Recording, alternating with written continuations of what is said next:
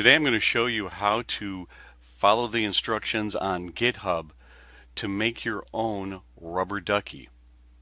Now those instructions can be found by just simply doing a search for pico-ducky bad USB.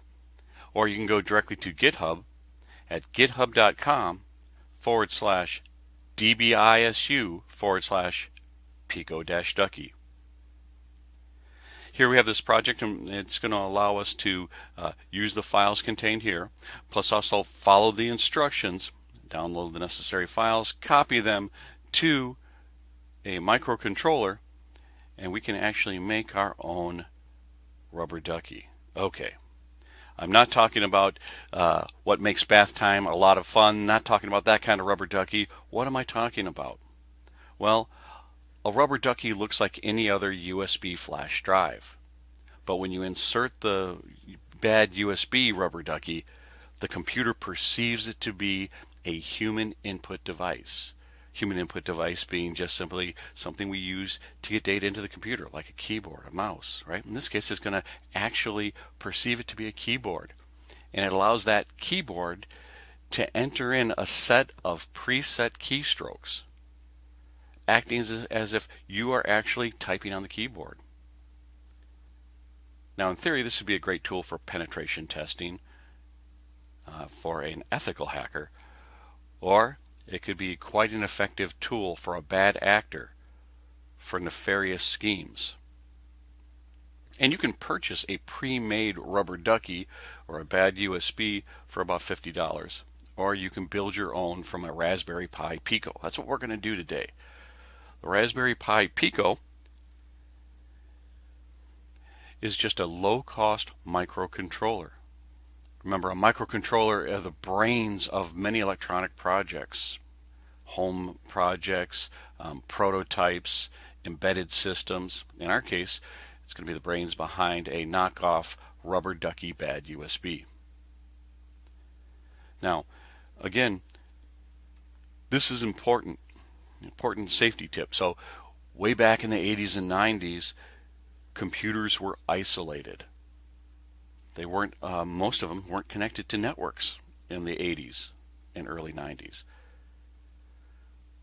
That's what's called air gap. Air gap is when a computer is isolated from untrusted networks, like the internet, the granddaddy of them all in terms of untrusted networks. So back in the day we had a saying, if you don't know where that floppy's been, don't put it in, referring to a floppy disk. Well, the same is true for our mass storage devices, the USBs. Temptation is you find one of these on the ground, you're going to pick it up, plug it into your computer to see what files are on there, to see if you can maybe find a name, get it back to its rightful owner. Now, most cases, someone innocently lost it, dropped it, forgot it. But in some cases, it may be a social engineering trick to get you to inadvertently run some malware. So again, these flash drives could be a rubber ducky in disguise. All right, so how do we go about this? How do we go about changing this microcontroller into a rubber ducky bad USB? Well, the first thing we're going to do is we're going to actually connect this up. Now, this microcontroller is powered by a micro USB port. It's got a reset button right there. It also has a series of general purpose I/O pins. Okay, and those pins are labeled. It's kind of hard to read on camera. And what we're going to do is we're going to put this to start with in setup mode. Now, to put this into setup mode, and these are included on the instructions on GitHub, we need a connector cable. So looking at this closely, I need to jumper pins 1 and 3. So I've got a female to female connector cable here, and I'm going to jumper pins 1 and 3. And then I need to power up the unit, but I'm going to press and hold the reset button while I power on the unit, and that's going to reset that. Now you'll notice that on my screen my File Explorer window opened up. Right now it sees this as a mass storage device, and it has some default files already on there. I didn't put those there. Those were already on there, and that's okay. It's important to note that it did come up looking like a mass storage device. We're going to try a trick after we're done here to make it a little more stealthy so that it doesn't pop open that File Explorer window. All right, we'll get to that. Let's take a look at the project here on GitHub. Okay, it has installation instructions. We're just going to follow along on those installation instructions.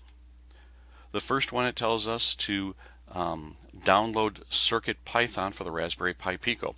So I'm going to go ahead and open up that link. I'm going to right click and I'm going to open it in a new tab so I don't lose my instructions here. And here it has CircuitPython version 7.32.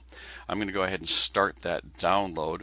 You'll notice that this download is a UF2 format. Okay, so what is UF2?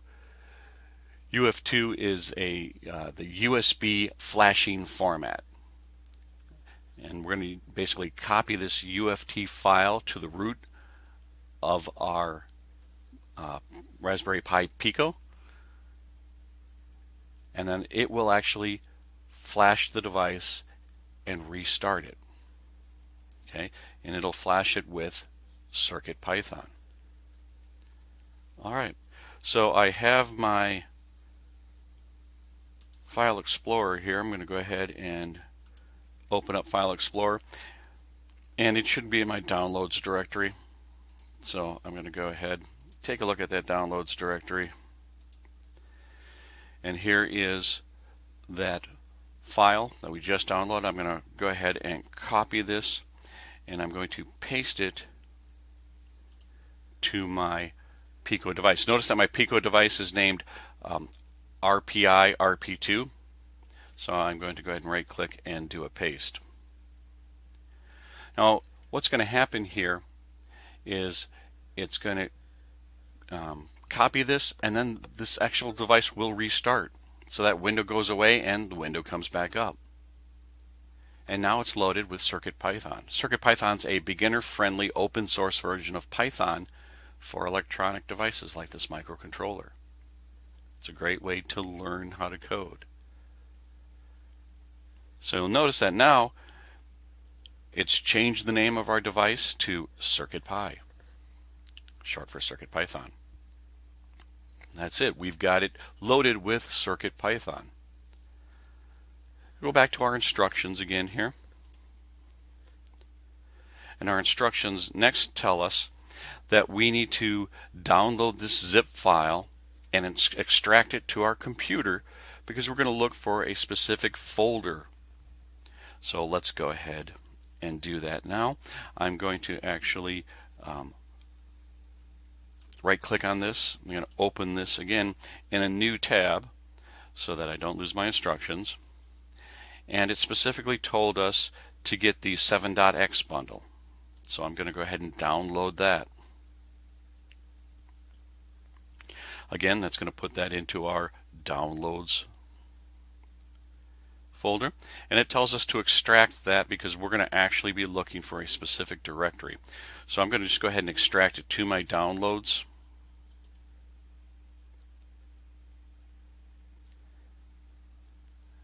And ultimately what I'm looking for in the lib folder, I'm looking for another folder that is Adafruit_HID. So this is basically a software device driver. This is going to enable the Pico to have a device driver that's going to simulate this USB HID devices, specifically in our case a keyboard. So this is just going to take a couple more seconds here. And then once it's done, I'm going to go ahead and browse to that lib directory and look for Adafruit_HID. And I'm going to copy that to my Pico device.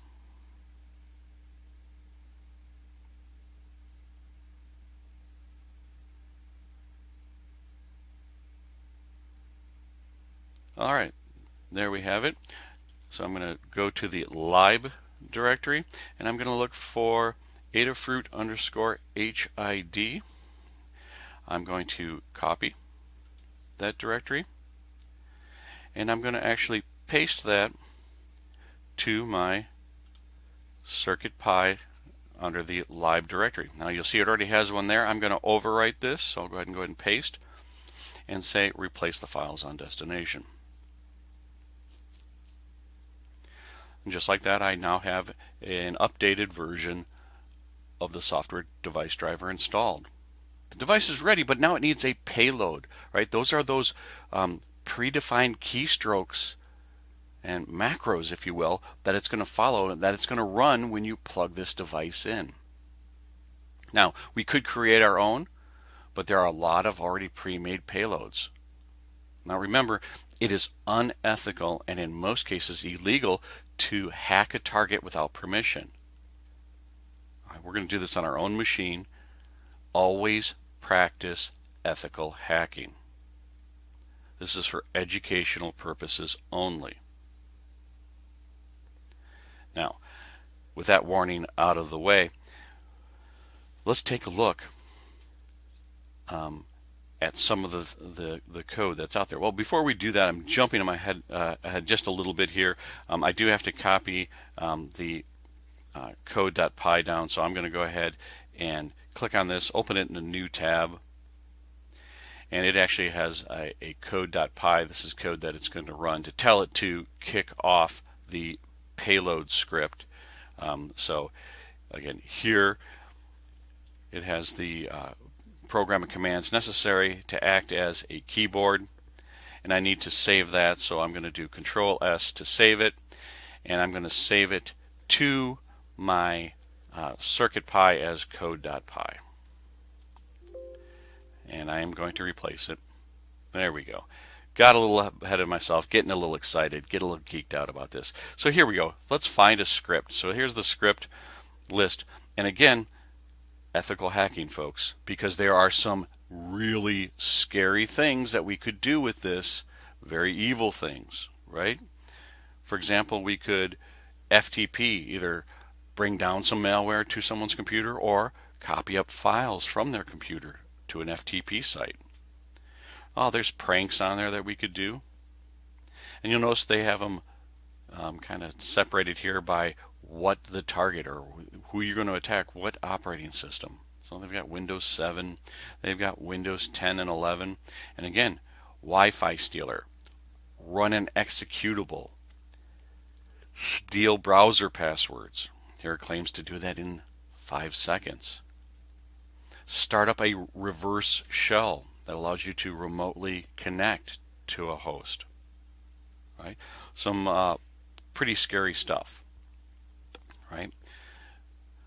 And again, some well-meaning person might pick up this rubber ducky thinking they're doing a good thing, plug it in their computer, and boom, the attackers got them. We're going to do something relatively safe and relatively fun. We're going to choose the YouTube roll. So this is a good old Rick roll, that Rick Ashley song that we all love to hate. I'm going to go ahead and I've got a nice little copy to the clipboard, so I've copied that payload.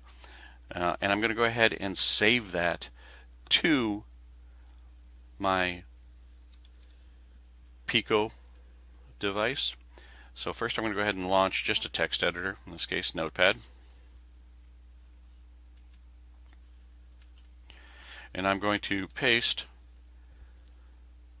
that output, and I'm going to save this, and the instructions tell us to save this as payload.dd. So I'm going to overwrite the existing file that's there. Do I want to replace it? Yes. Now at this point, that new payload is there on the device. And if I wasn't in setup mode, it would start running. So if I had this do something really nefarious, I'd be actually running on myself. So we beforehand did put this into setup mode. All right, so that's it. We have a rubber ducky, bad USB, ready to go. You want to see it work? Of course you do. All right, so this is what we're going to do. I'm going to go ahead and unplug this. I'm going to disconnect the cables that are jumpering it. All right. Now I would, in theory, leave this laying out somewhere for someone to find it so that they can find it and they can plug it in. Now, yes, this is a prototype here. We're just using this controller board. It doesn't look very convincing as a USB device, but they do sell cases. So I've got a little fancy acrylic case here. So you can make it look a little more convincing. You can 3D print your own case. You could take and put this inside a USB drive mass storage device enclosure, and no one would know the difference because you don't typically open those up. So there are ways to make this work, to make this disguise more convincing. But again, that's not our purpose for today. It's just to actually show you what a rubber ducky is and be aware that it's so simple to do. Nothing that we've done has been overly complex at this point. All right, enough talk.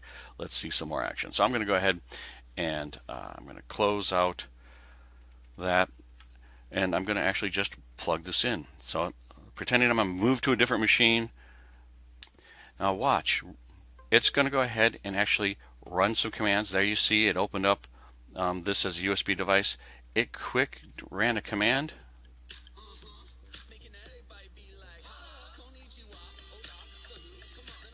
Shop family-owned Brothers Maine for our large selection, low-price deals, and free delivery on top brands like... And I'll skip the ads just to get to the funnies.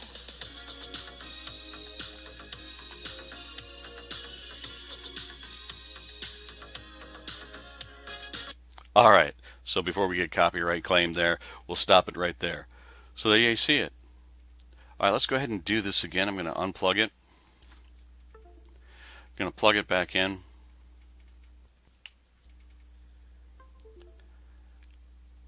You see it pops open that window because it is a USB mass storage device.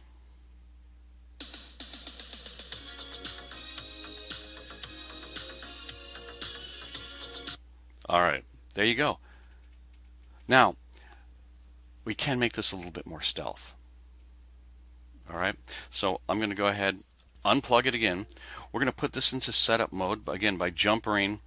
We're going to jumper 1 and 3.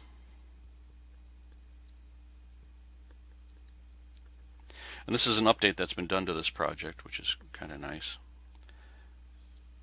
So I'm jumpering 1 and 3. I'm going to plug this back in. With it in setup mode, it should not launch the Rickroll. Okay, good. It didn't. I'm going to go back to my instructions for this project. The instructions also have a boot. .py. Well, I lost my project, so let me go ahead and go back. There we go. A boot.py. So I'm going to go ahead and click on that, and I'm going to copy that boot.py file, and I'm going to then open up Notepad again, and I'm going to put that down on my Pico device. Notepad.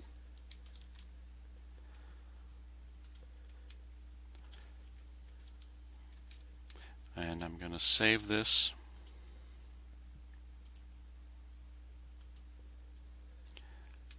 as boot.py. And I'm going to overwrite that. Okay. Close that out. Now, this time I'm going to disconnect. And the instructions will tell us, if you read all through the instructions here, that in order to make that change in the boot.py so that it won't boot up into USB mode, supposedly all we need to do is to jumper pins 18 and 20. Okay, so I'm going to go ahead here and jumper pins 18 and 20. Now, in theory, when I plug this back in, you're not going to see that File Explorer window open. So it's a little more stealthy. You'll still see the command entered in, and it goes pretty fast. Let's give it a try now. no window has opened, but you're going to see that it's going to actually start typing that command again. A little more stealthy. Shipping can help bring our colleagues together. Instead of just being on a team call, So, you can receive a package that'll help them. and of course, YouTube needs its revenue, so we get the ads.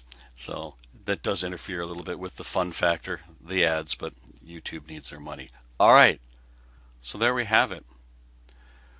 Now again, we can make a much nicer, cleaner connection, tuck that away in an enclosure, and it's a very convincing fake USB, bad USB, right? So again, very easy. All we did was follow instructions that were there available for us online. Right? Again, practice ethical hacking. Okay? I do want to give a special thanks for DBISU for putting this project out there and making it available. Knowledge is power. I also was inspired by a YouTube video from a YouTuber called Network Chuck. I want to thank him for his YouTube tutorial. A lot of fun. Check out his work on YouTube. And again, that's it. It was that simple. And it's frightening the things that you can do. You can steal keystrokes, steal files, steal passwords. Again, never target a person who has not given you permission. Again, it's at the very least unethical, but in most cases illegal. All right. Thanks a lot. I hope you enjoyed the video. Take care.